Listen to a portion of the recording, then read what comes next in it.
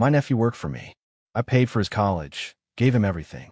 Then I found 18 videos of him with my wife in my house. I didn't confront them. I invited the family to a barbecue and played the footage. Her dad spoke first. Then my sister. What came next tore everything apart. My name is Evan Carmichael. I'm 44 years old, and up until 3 weeks ago, I thought I had it all figured out. I run an import-export business that I built from scratch 20 years ago. We handle electronics, specialty goods, connections across 3 continents. It's not Fortune 500 territory, but it pays well enough for the house in suburban Phoenix, the lake cabin, 2 nice cars. My wife Margot is 42, works as a marketing director at a tech firm downtown. Our son Blake just started his 2nd year at Arizona State, studying mechanical engineering. Smart kid, good head on his shoulders. My nephew Jay is 26. He's my sister Rachel's boy. Rachel raised him alone after her husband walked out when Jay was 12. I stepped in where I could, helped with school expenses, gave him his first real job at my company 3 years ago. He works as my purchasing manager now. Good with suppliers, sharp negotiator. Or at least I thought he was sharp. Turns out he was negotiating more than wholesale prices. The discovery happened on a Tuesday. I was in my home office, cleaning out old files before the quarterly audit. We used to have a nanny cam system back when Blake was little. 5 years ago, maybe 6. Margot insisted we keep the footage archived. Said it was cute memories of Blake learning to walk, that kind of thing. I'd moved the drives to a box in my closet and forgotten about them. I was clearing space on my computer when I found a backup drive labeled Home Security, 2019 to 2020. I almost tossed it. Almost. But something made me plug it in. Maybe curiosity. Maybe instinct. The drive took forever to load. When the file list finally appeared, most clips were what I expected. Blake's 3rd birthday party. Margot gardening. Me grilling burgers. Then I saw a thumbnail dated August 2020.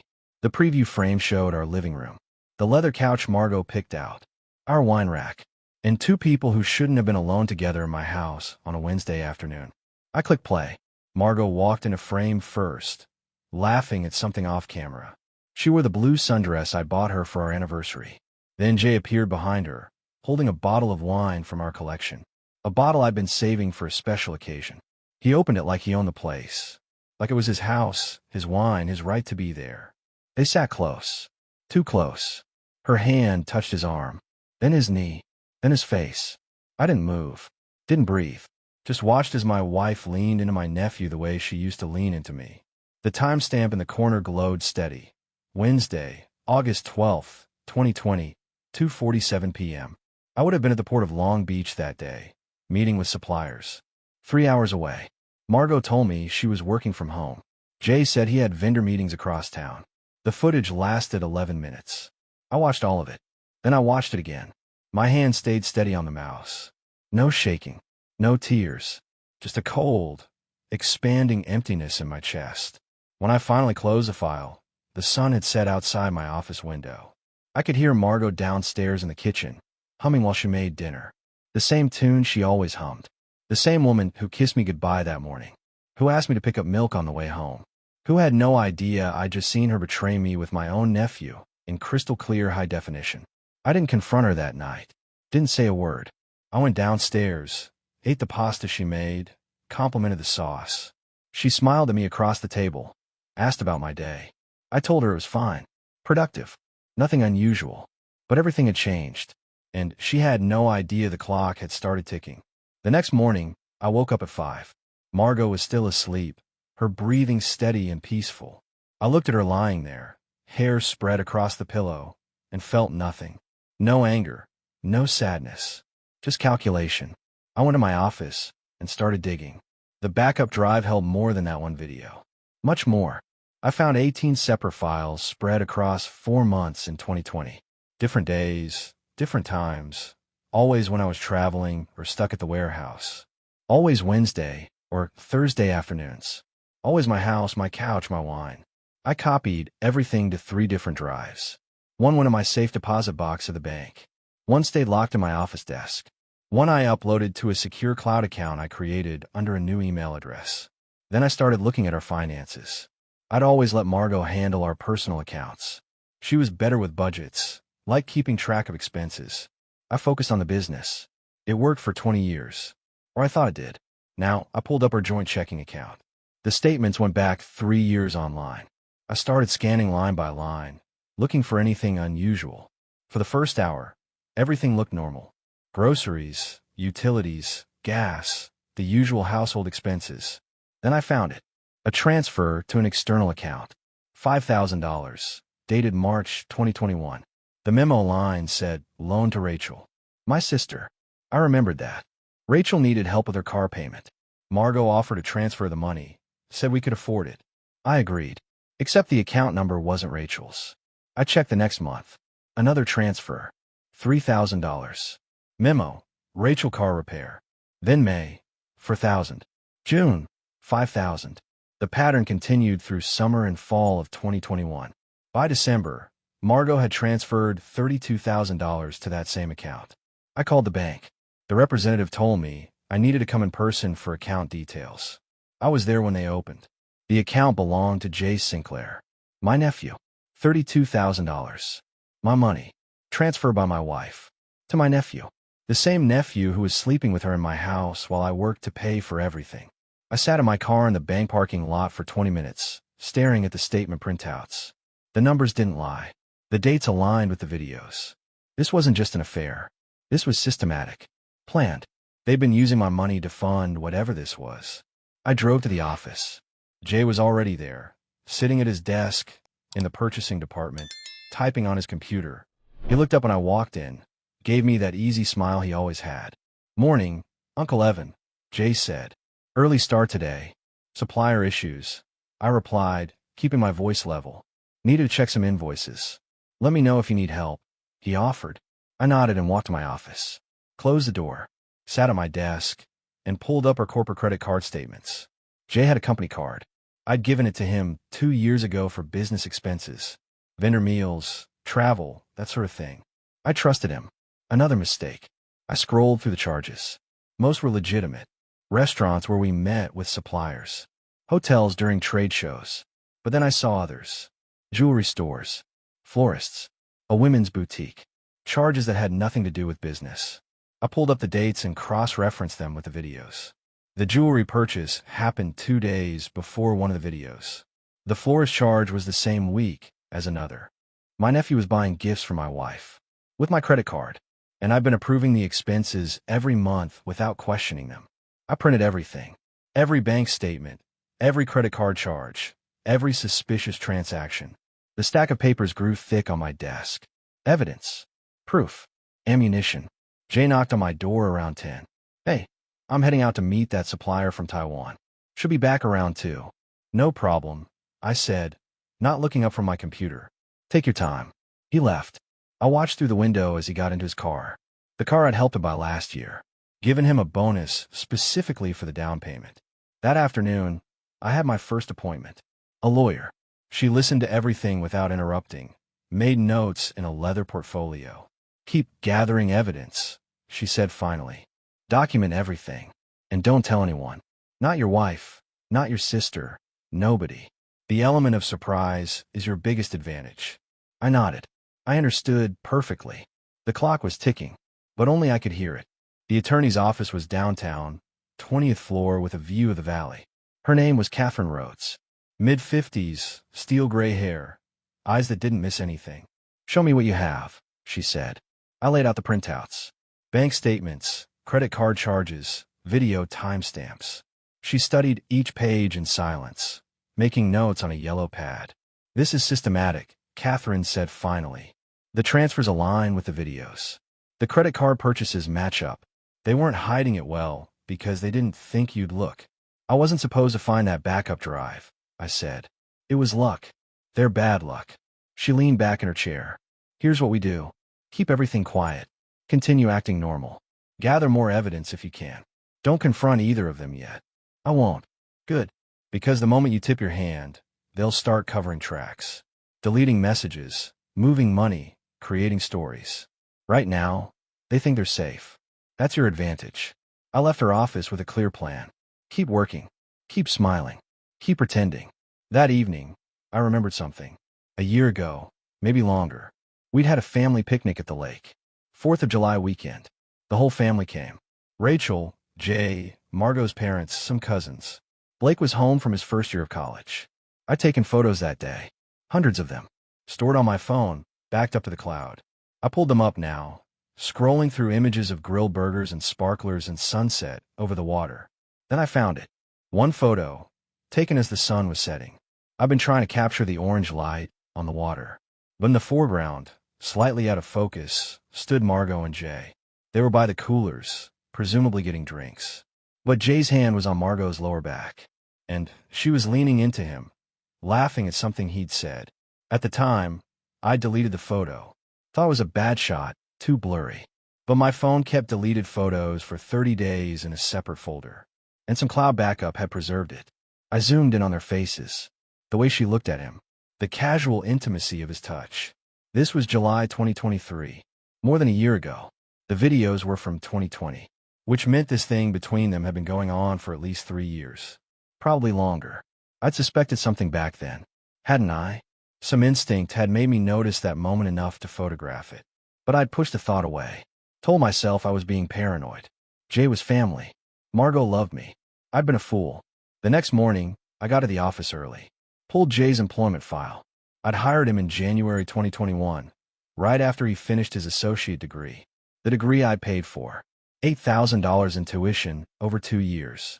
I'd written the checks myself, proud to help my nephew get an education. He started as a warehouse assistant. Within 6 months, I promoted him to purchasing coordinator. A year later, purchasing manager. I'd justified every promotion. He was smart, dedicated, good with suppliers. Never mind that he was sleeping with my wife. Never mind that he was stealing from me. The bonuses added up too. I gave him $5,000 last Christmas. $3,000 the year before. Performance bonuses, I'd called them. Investment in a valued employee. The total came to $76,000. Tuition, bonuses, the car down payment, a loan I'd forgiven when he said he was struggling. $76,000 I'd given to the man who was destroying my marriage. I sat at my desk, adding up numbers. The money Margot transferred, $32,000. The credit card charges, another $12,000. My direct help to Jay, $76,000. $120,000. That's what this betrayal had cost me so far, not counting what I'd lose in the divorce. My phone buzzed. Text from Margot. Don't forget Blake's coming home this weekend. Maybe we could do dinner Saturday. I texted back. Sounds good. Looking forward to it. She sent back a heart emoji. I stared at that little red heart on my screen. Wondered how she did it. How she sent me hearts and kissed me goodnight and let me make love to her while she was carrying on with Jay. How she looked me in the eye every single day and lied. Jay walked past my office window, carrying coffee from the break room. He waved. I waved back. We were all pretending. But I was the only one who knew the truth. Blake came home Friday afternoon, driving the used Honda I bought him for college. He looked good. Taller somehow, though that was impossible. He'd filled out from working out at the campus gym. My son was becoming a man. Hey, Dad, Blake said, dropping his duffel bag in the hallway. He hugged me, strong and solid.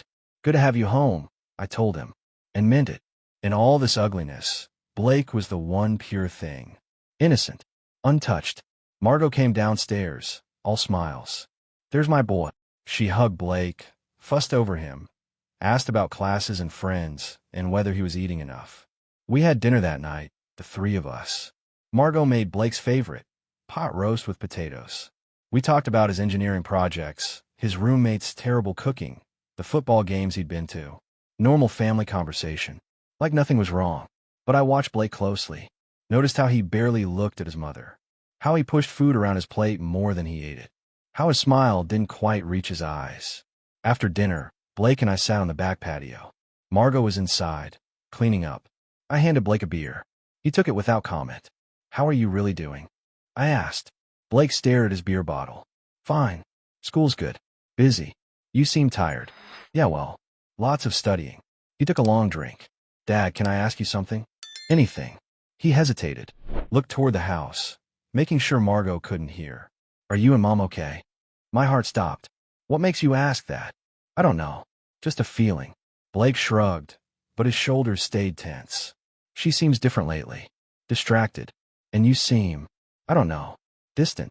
I chose my words carefully. Marriage has ups and downs. We're fine. Blake nodded, but he didn't look convinced. And Jay? How's he doing at work? Jay's fine. Why? No reason. Just wondering. Blake finished his beer. He used to text me all the time. We'd play video games online, talk about sports.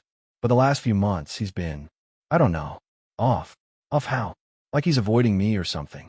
I'll message him, and he won't respond for days. Then he makes some excuse about being busy. Blake crushed the empty bottle in his hand. We were tight, you know. He was like the cool older brother I never had. Now it's like he's ghosting me. I felt something cold settle in my stomach. Blake and Jay had been close. I'd encouraged it, happy my son had a good male role model besides me.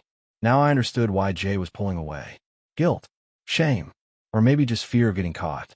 People get busy, I said. I'm sure it's nothing personal. Yeah, maybe. Blake stood up. I'm gonna head to bed. Long drive. Blake. He turned back. You know I love you, right? No matter what happens. He looked confused. I know, Dad. Love you too. I watched him go inside. Wondered how much he'd guessed. Wondered how I'd explain it all when the time came. Saturday morning, I was in my office when my phone rang. Unknown number.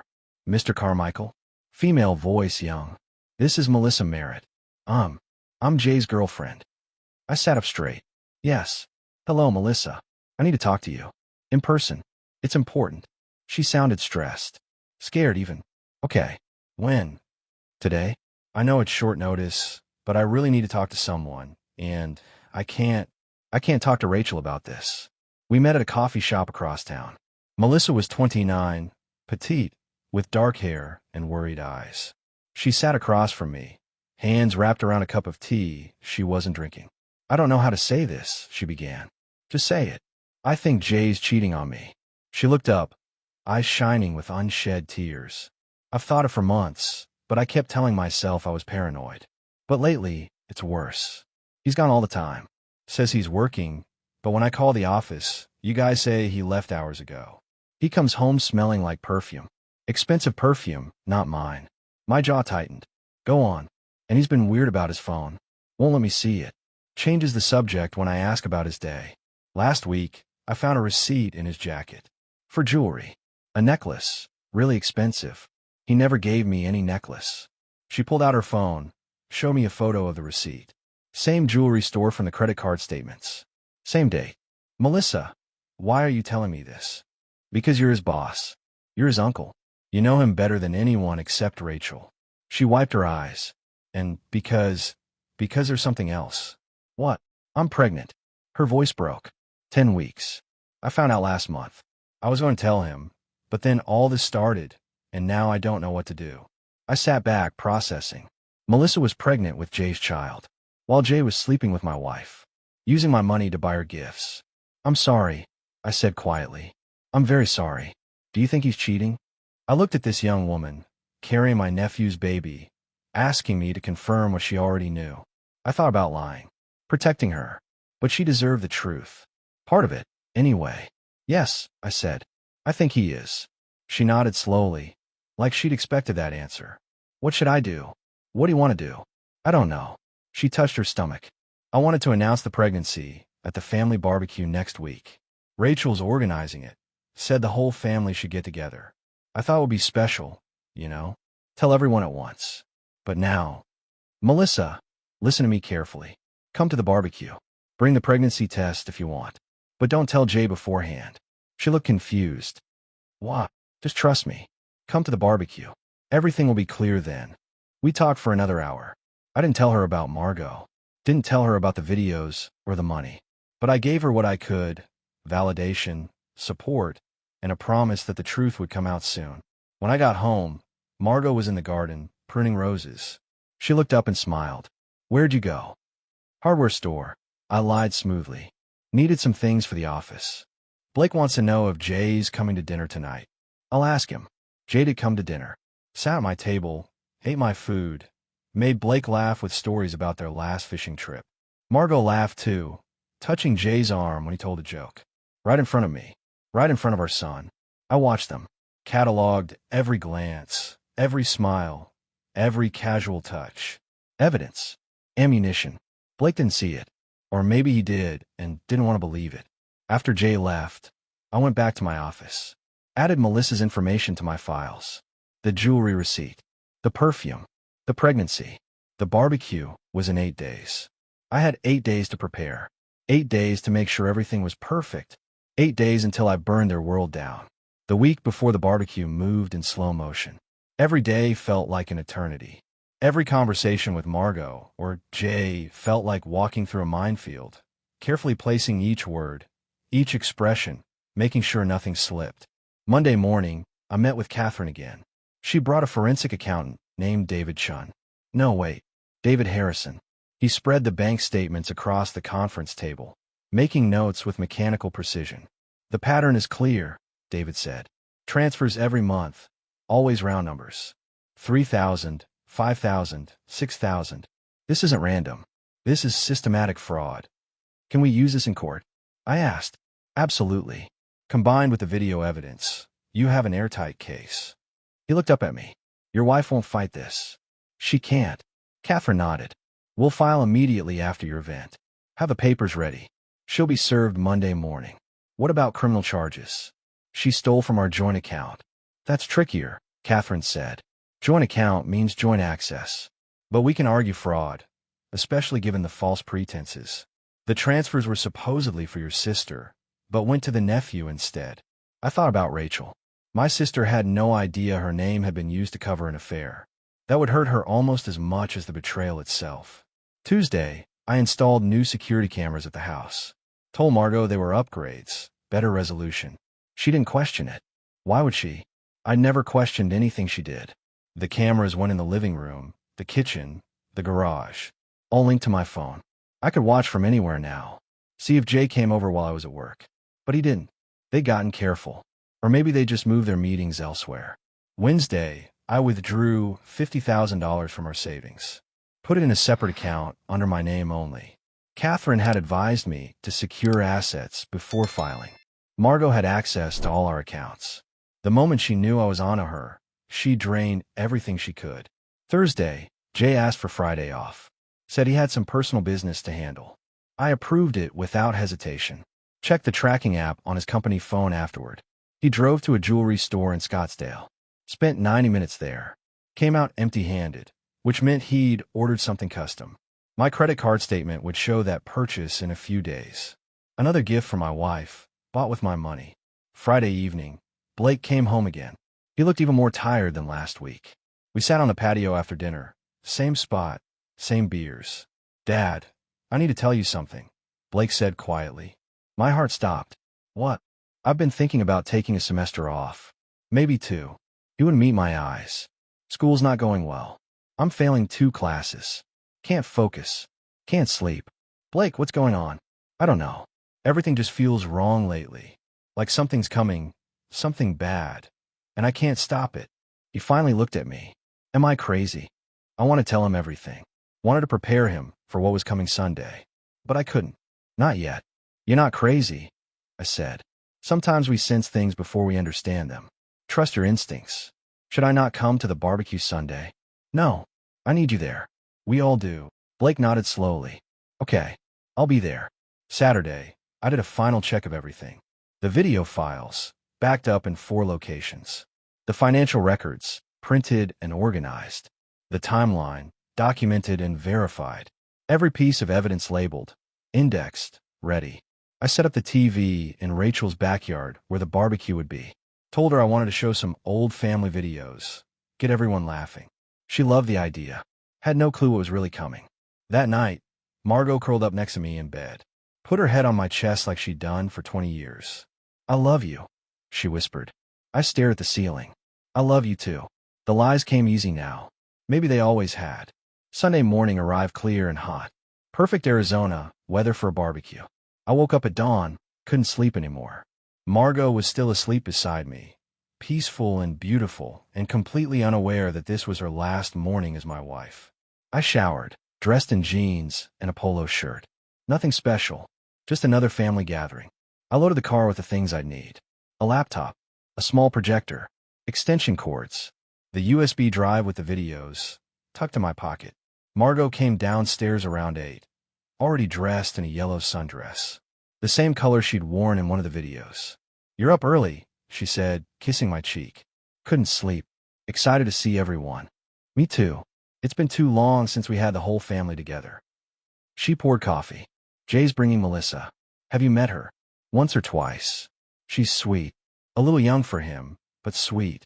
The irony wasn't lost on me. Melissa was 29. Margot was 42. Jay was 26. But somehow Melissa was too young, while Margot was just right. Blake came down at 9, looking like he'd barely slept. I caught his eye, gave him a slight nod. He nodded back. Whatever happened today, we'd get through it together. We drove to Rachel's house, separately. Margot went early to help set up. Blake and I came later, carrying the equipment I'd need. Rachel's backyard was already full of people when we arrived. My sister had outdone herself. Tables covered with food, a grill smoking in the corner, coolers full of drinks.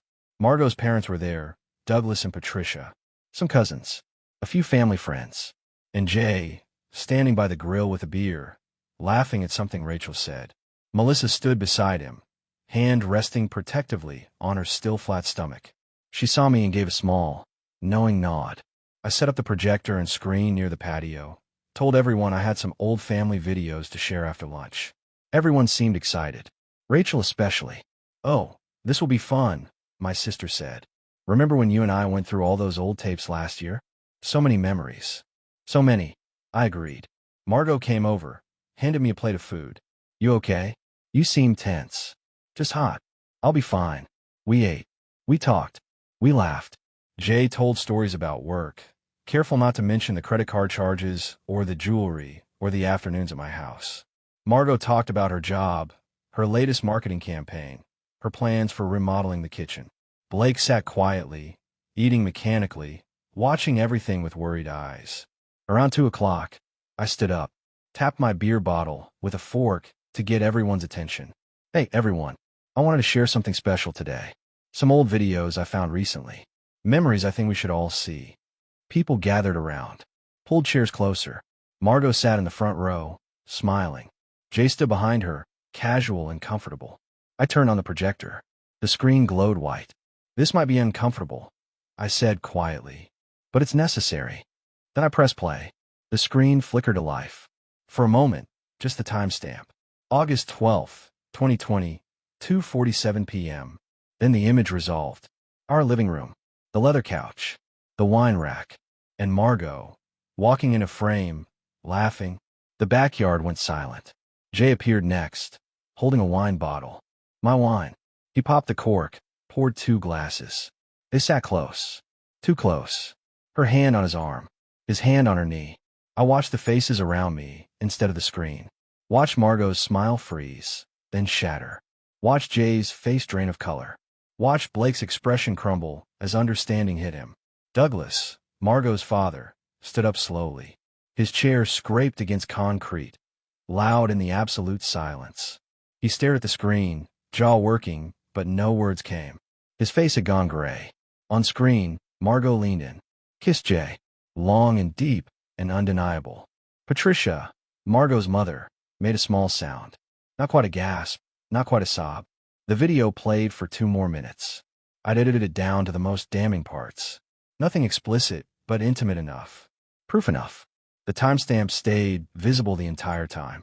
When it ended, I let the silence hold for a moment, then switched to the next file. Different date. September 3rd, 2020. Same couch. Same 2 people. Turn it off, Margot whispered. Her voice broke. Please. I didn't respond. Let the second clip play. Rachel moved first. My sister walked slowly toward Jay, her face a mask I'd never seen before. Not angry. Worse. Disappointed. Devastated. Mom, Jay started. His voice came out hoarse. Mom, I can explain. Don't. Rachel's voice was steel. Don't say another word. I paused the video. Turned to face everyone. I found these 3 weeks ago. 18 videos total, spanning 4 months in 2020. I had them verified by a forensic expert. They're real. Unedited. Time-stamped. Douglas finally found his voice. It came out as a roar. In his house. He pointed at Jay. You did this in his house. Under his roof. Margot tried to stand. Dad, please let me. Sit down. Douglas's command stopped her cold. He turned to me. Did you know about this? Not until 3 weeks ago. And you waited? You planned this. Patricia looked between me and the frozen screen. You brought us all here for this. Would you have preferred I handle it privately? I asked calmly. Let them continue lying to everyone. Let Jay keep working for me while sleeping with my wife. Let Margot keep pretending she loved me. Melissa stood up. Her face was pale but composed. She walked over to Jay, looked him in the eye. The perfume I smelled on you, Melissa said quietly. The jewelry receipt I found. The nights you said you were working. She touched her stomach. I'm 12 weeks pregnant, Jay. I was going to tell everyone today. Surprise announcement. Jay's mouth opened. Closed. No words came. But I talked to Evan last week, Melissa continued. He told me to come today. To see the truth. She looked at the screen, at Margot's frozen image. Now I understand. The woman you were cheating with is your aunt. Your uncle's wife. The words hung in the air like poison. Rachel's hand came up fast. The slap echoed across the backyard. Jay's head snapped to the side. You have 24 hours to get out of my house, Rachel said, her voice shaking now. I don't have a son who would do this. Not to family. Not to anyone. Jay touched his reddening cheek. Mom, please. 24 hours. Then I'm changing the locks. Margot finally stood, tears streaming down her face. She turned to me. You couldn't just talk to me? You had to humiliate me in front of everyone. I met her eyes. Kept my voice level. You humiliated yourself. I just showed everyone what you've been hiding. You violated my privacy. You spied on me. I found security footage from our own home. Footage you knew existed. I pulled out my phone, pressed play on audio file. And before you claim he seduced you, or you were confused, or any other excuse, listen to this. Jay's voice came through the speaker. Tomorrow at 2? He'll be in Long Beach until 6. Then Margot's voice. Perfect. Bring that wine he's been saving.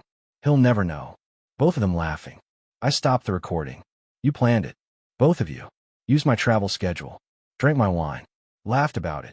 Douglas turned away, hand over his mouth. Patricia was crying now, quiet sobs. Blake stood up, walked toward Jay. My son was taller, broader. Jay took a step back.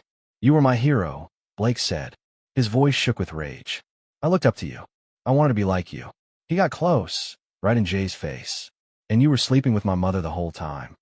Blake's fist moved before anyone could react.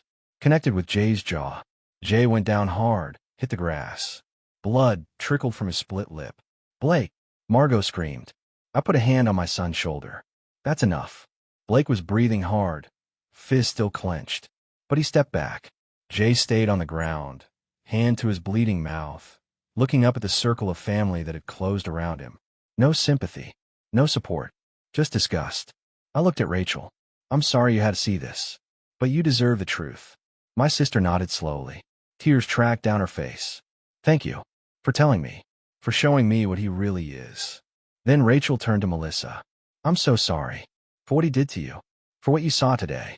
Melissa touched her stomach again. I know what I need to do now. She walked away. Didn't look back at Jay. Just left him there on the ground, bleeding and alone. The barbecue ended in silence. People left quickly, avoiding eye contact. Douglas and Patricia left without speaking to Margot. Just walked to their car, got in, drove away. Their daughter sat alone at a table, face buried in her hands. Rachel came to me as I packed up my equipment. You knew for 3 weeks. I did. You could have told me privately. Would you have believed me without proof?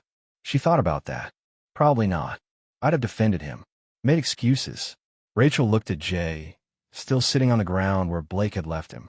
He's my son. I loved him. But I love you more. You're my brother. And what he did. She couldn't finish. I know. He needs to leave my house. Today. He will. Blake helped me load the car. He was quiet, hands still shaking slightly from the adrenaline. When we were done, he turned to me. I want to kill him, Dad. When I realized what the video meant. What they'd been doing. Blake's voice was rough. How long have you known? 3 weeks. And you didn't tell me? I couldn't. Not until everyone knew. I feel like an idiot. All those times he came over. All those dinners. He was sleeping with Mom, right in front of us. I put my hand on his shoulder. You're not an idiot. You trusted family. That's not weakness. That's what family is supposed to do. What happens now? I'm filing for divorce tomorrow. Papers are already drawn up. Good. Blake looked back at Margot, still sitting alone. I don't think I can talk to her right now. You don't have to. We drove home in silence. Margot took her own car, left an hour after we did. When she finally came home, I was in my office. She knocked on the door. Can we talk? Her eyes were red, face blotchy from crying. I don't think there's anything to say. Please, just let me explain.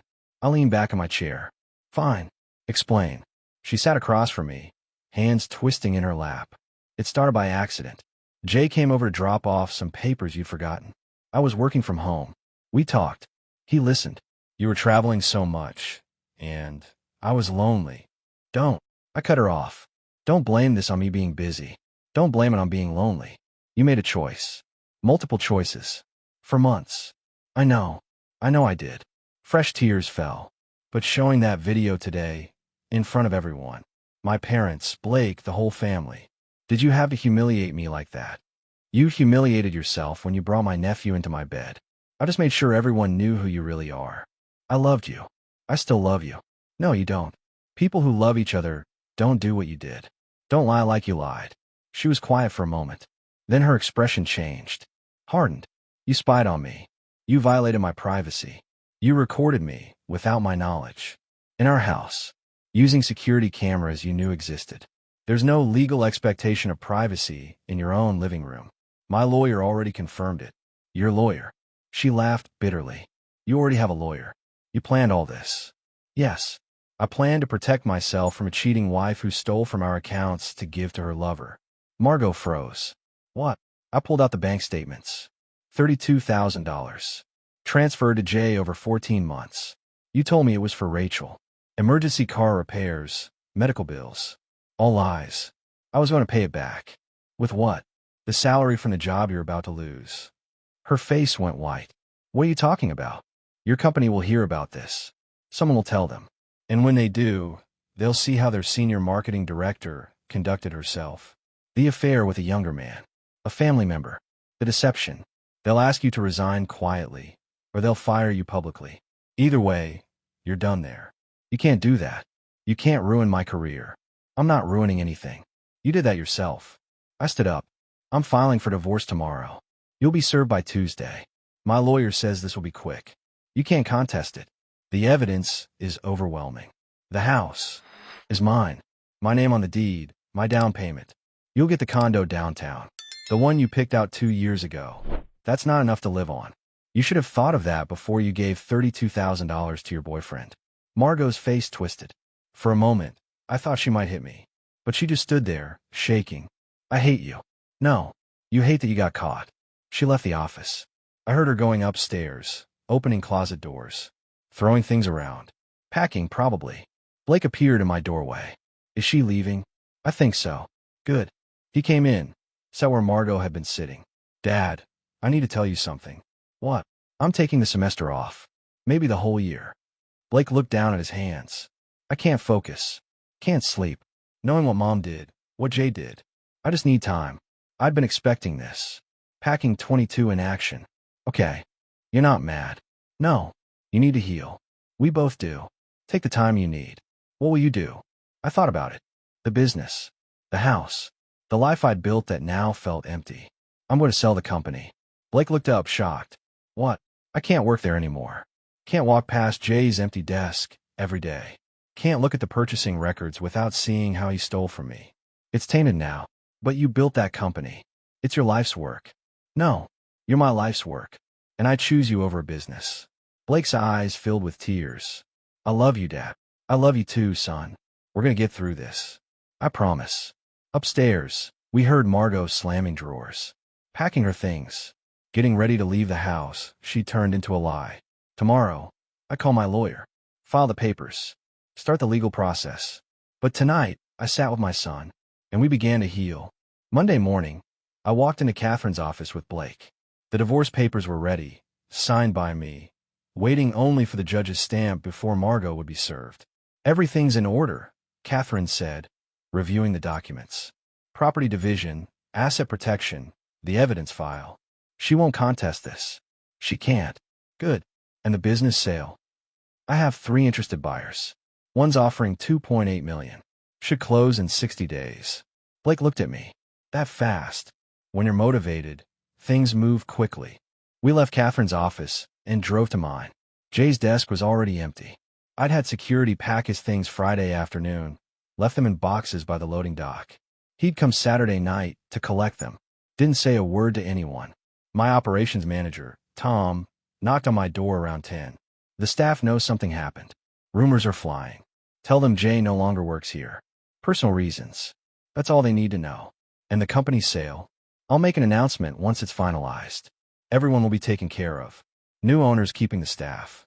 Tom nodded. For what it's worth, I'm sorry. Whatever happened, you didn't deserve it. Thanks. Tuesday afternoon, Margot was served at her office.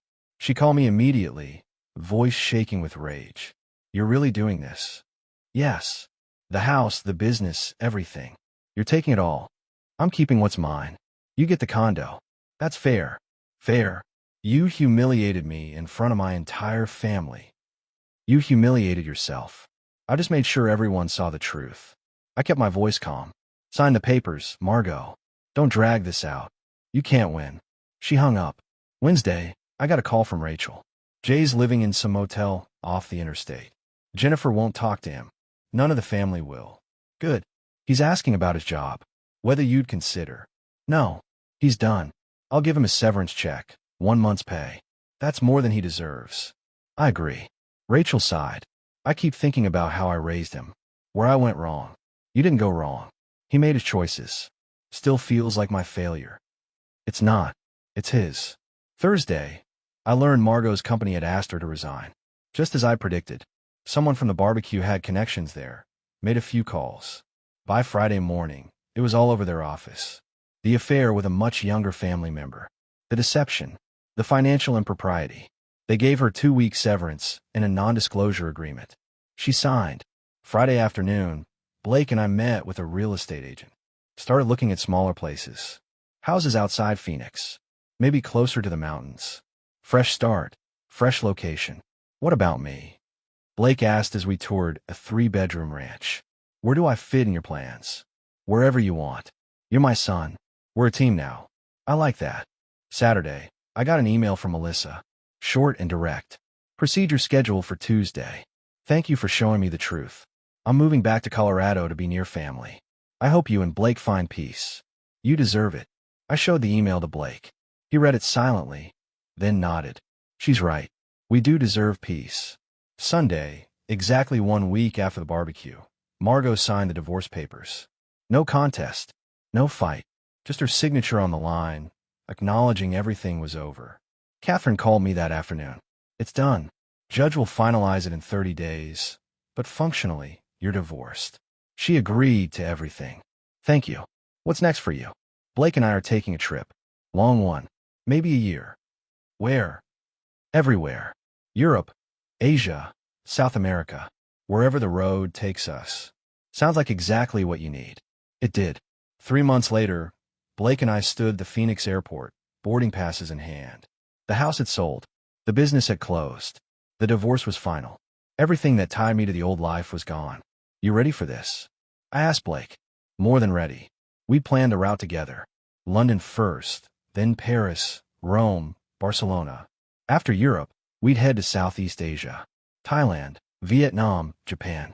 Then maybe Australia. Then South America. No schedule. No deadline.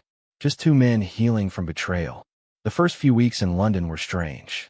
Walking through museums, sitting in pubs, exploring a city neither of us had seen before. Blake was quiet first, processing everything. I gave him space. In Paris, he started talking more. About college, about his plans, about the future. He decided to go back to school eventually, but not yet. Maybe in a year. Maybe 18 months. I want to figure out who I am without all that weight. Blake said one night over dinner near the Eiffel Tower.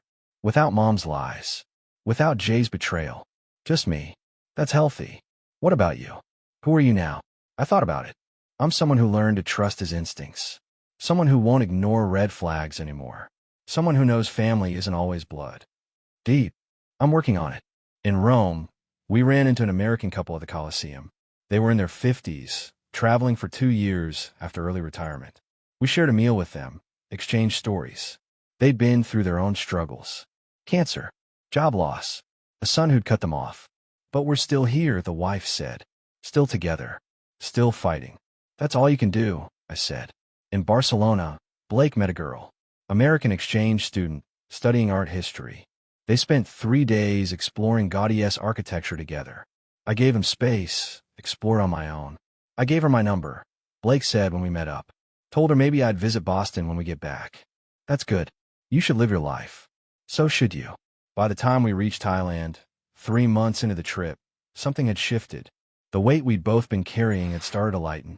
We laughed more, slept better. The conversations flowed easier. One night in Bangkok, sitting by the river, Blake turned to me. Thank you for doing this. For taking me away. For choosing me over everything else. You're my son. There was no choice. Still, a lot of dads would have just thrown money at the problem. Sent me to therapy. Told me to deal with it. I'm not a lot of dads. No, you're not. We sat in comfortable silence, watching boats drift past on the Chao Phraya River. Do you ever think about her? Blake asked. About Mom. Sometimes. Mostly I think about the life I thought we had. The illusion. Do you miss it? No. I miss what I thought it was. But that was never real. What about Jay? I don't think about him at all. Blake nodded. Good. He doesn't deserve your energy. No, he doesn't. 9 months into our journey, somewhere in New Zealand, I got an email from Catherine. Margot had remarried. Some guy she'd met at a support group. Quick rebound, probably wouldn't last. I deleted the email without showing Blake. It didn't matter anymore. A year after we left Phoenix, Blake and I sat on a beach in Chile, watching the sunset. We'd covered 23 countries, seen things neither of us had imagined, grown in ways we hadn't expected. I think I'm ready, Blake said. For what? To go back. To start school again. To live again. Are you sure? Yeah. I've spent a year healing.